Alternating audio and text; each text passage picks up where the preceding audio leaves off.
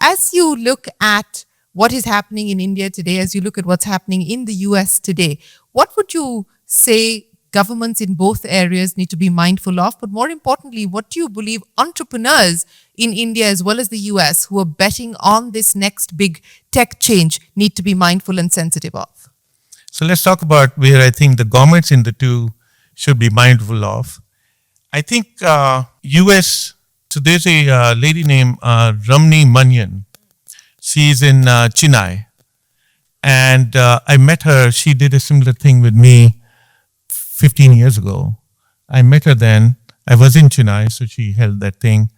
I said, what do you do? She was, at that time, GM, Ford, and all these automotive companies were coming to India.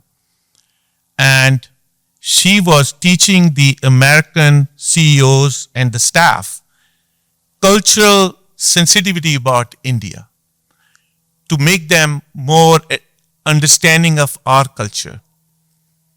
I think we need her to do something like that with the government of the United States today, because there is a goodwill, but they need to understand the sentiments. I think Indian government needs to understand when US says, we need your help, they mean it.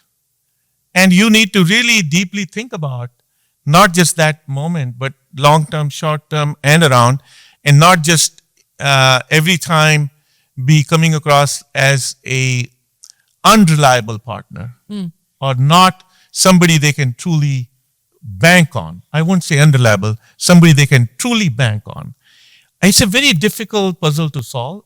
I'm not a politician and I'm not a diplomat, but I think, if anything, if those two countries can figure that out, I think a lot of things will flow much more smoothly than they right now do. And the entrepreneurs, what should they be sensitive of? I think the entrepreneurs are very smart on both sides. Actually, entrepreneurs in India are very well versed with what's going on here, by the way. I think, if anything, they need to be more sensitive about that there's a huge market, but there are countries like Philippines, Malaysia, and Indonesia that have large populations. They need all the same technologies that India has.